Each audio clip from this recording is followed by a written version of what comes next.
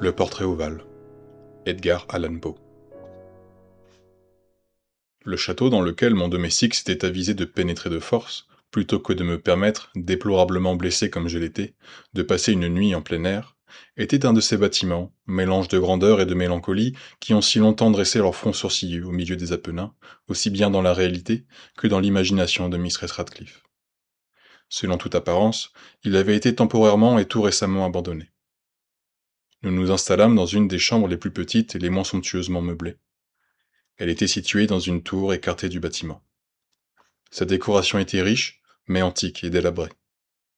Les murs étaient tendus de tapisseries et décorés de nombreux trophées héraldiques de toutes formes, ainsi que d'une quantité vraiment prodigieuse de peintures modernes, pleines de style, dans de riches cadres d'or d'un goût arabesque.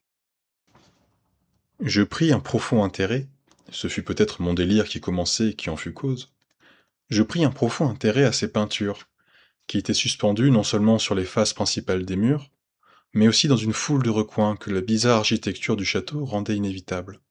Si bien que j'ordonnai à Pedro de fermer les lourds volets de la chambre, puisqu'il faisait déjà nuit, d'allumer un grand candélabre à plusieurs branches placé près de mon chevet, et d'ouvrir tout grand les rideaux de velours noir garnis de crépines qui entouraient le lit. Je désirais que cela fût ainsi pour que je pusse au moins, si je ne pouvais pas dormir, me consoler alternativement par la contemplation de ces peintures et par la lecture d'un petit volume que j'avais trouvé sur l'oreiller et qui en contenait l'appréciation et l'analyse.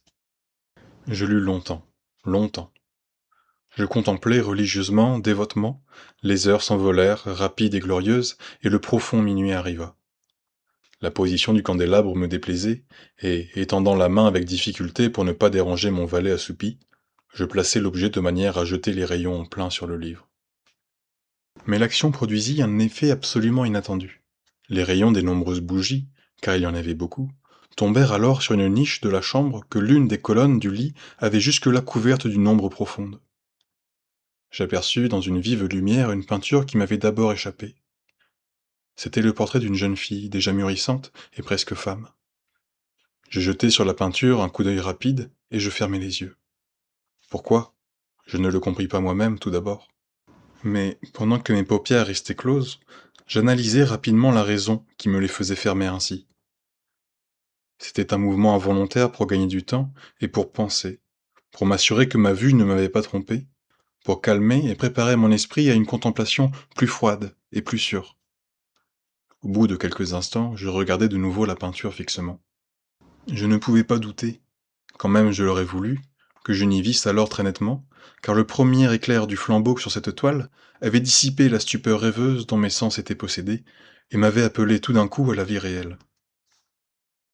Le portrait, je l'ai déjà dit, était celui d'une jeune fille. C'était une simple tête avec des épaules, le tout dans ce style qu'on appelle, en langage technique, style de vignette, beaucoup de la manière de Sully dans ses têtes de prédilection. Les bras, le sein, et même les bouts des cheveux rayonnants, se fondaient insaisissablement dans l'ombre vague mais profonde qui servait de fond à l'ensemble. Le cadre était ovale, magnifiquement doré et guilloché dans le goût mauresque. Comme œuvre d'art, on ne pouvait rien trouver de plus admirable que la peinture elle-même. Mais il se peut bien que ce ne fût ni l'exécution de l'œuvre, ni l'immortelle beauté de la physionomie qui m'impressionna si soudainement et si fortement. Encore moins devais-je croire que mon imagination, sortant d'un demi-sommeil, eût pris la tête pour celle d'une personne vivante. Je vis tout d'abord que les détails du dessin, le style de vignette et l'aspect du cadre auraient immédiatement dissipé un pareil charme, et m'auraient préservé de toute illusion, même momentanée.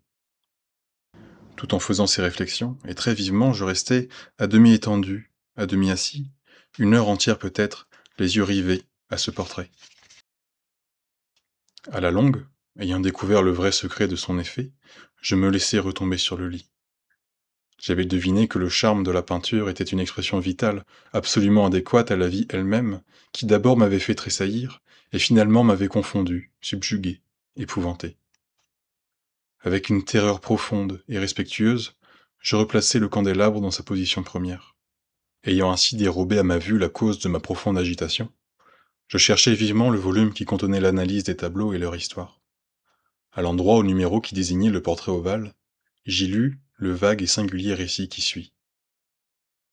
C'était une jeune fille d'une très rare beauté, et qui n'était pas moins aimable que pleine de gaieté. Et maudite fut l'heure où elle vit, et aima, et épousa le peintre. Lui, passionné, studieux, austère, et ayant déjà trouvé une épouse dans son art, elle, une jeune fille d'une très rare beauté, et non moins aimable que pleine de gaieté, rien que lumière et sourire, et la folâtrerie d'un jeune enfant, aimant et chérissant toutes choses, ne haïssant que l'art, qui était son rival, ne redoutant que la palette et les brosses, et les autres instruments fâcheux qui la privaient de la figure de son adoré. Ce fut une terrible chose pour cette dame que d'entendre le peintre parler du désir de peindre sa jeune épouse. Mais elle était si humble et obéissante, et elle s'assit, avec douceur, pendant de longues semaines dans la sombre et haute chambre de la tour, où la lumière filtrait sur la pâle toile seulement par le plafond. Mais lui, le peintre, mettait sa gloire dans son œuvre qui avançait d'heure en heure et de jour en jour. Et c'était un homme passionné, et étrange, et pensif, qui se perdait en rêverie, si bien qu'il ne voulait pas voir que la lumière qui tombait si lugubrement dans cette tour isolée desséchait la santé et les esprits de sa femme, qui languissait visiblement pour tout le monde, excepté pour lui.